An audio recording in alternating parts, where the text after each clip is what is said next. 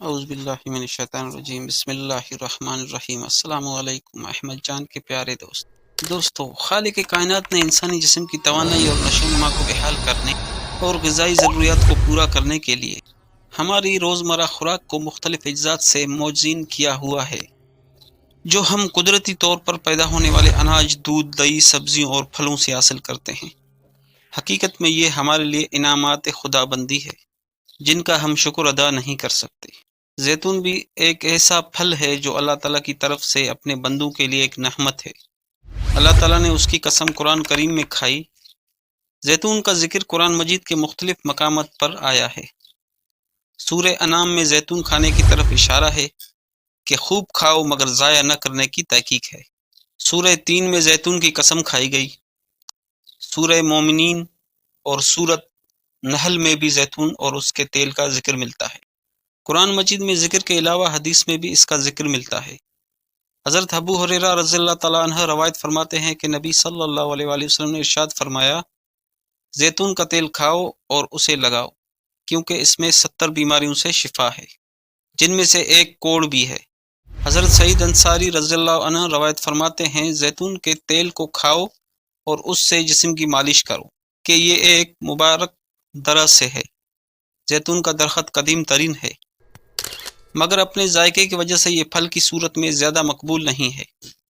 زیتون اٹلی، یونان، ترکی، اسپین میں بہت لوگ یہ پھل خاص صورت میں اور یورپ میں اس کا اچار بڑے شوق سے کھایا جاتا ہے۔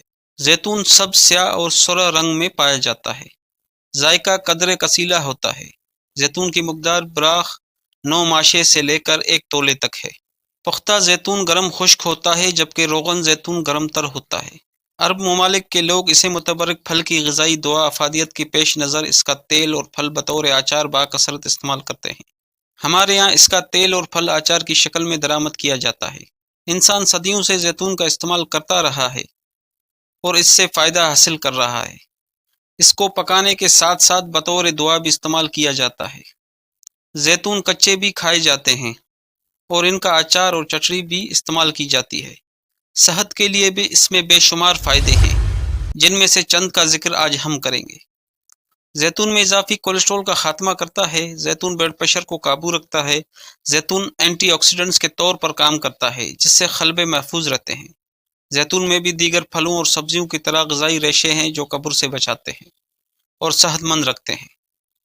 زیتون میں کئی اہم معدنی اجزاء sodium, potassium, magnesium, iron, phosphorus اور آیوڈین پائے جاتے ہیں۔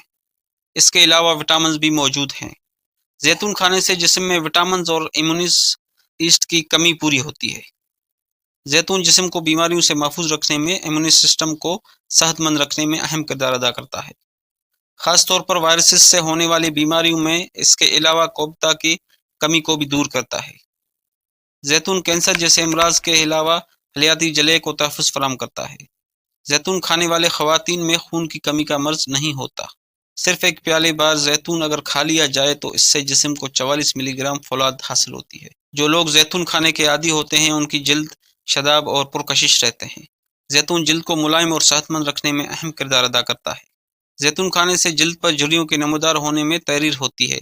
اگر آپ کھانے میں 10 عدد زیتون کھا لیں تو آپ کی بھوک 20% کم ہوگی، کیونکہ زیتون میں جو نہ جمنے والی چکنائی ہوتی ہے وہ نظام میں ہضم کو سست کر دیتی ہے۔ زیتون کھانے سے جسم میں ایک کیمیائی مادے کی پیداوار بڑھ جاتی ہے جسے ایڈیپروٹک کہتے ہیں۔ یہ دراصل ایک قسم کا پروٹین ہوتا ہے جو کھانا ہضم ہونے کے بعد 5 گھنٹے تک چربی گالتا رہتا ہے۔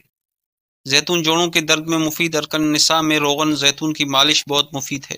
سر درد کی صورت میں اگر پیشانی پر لیپ کیا جائے تو سر درد دور ہو جاتی ہے، بھوک بڑھاتا ہے اور قبض کو دور کرتا ہے۔ دل کے ان امراض میں جن میں چربی کا استعمال نقصان دہ سمجھا جاتا ہے، وہاں پر زیتون کے تیل کا استعمال بہت مفید ہے۔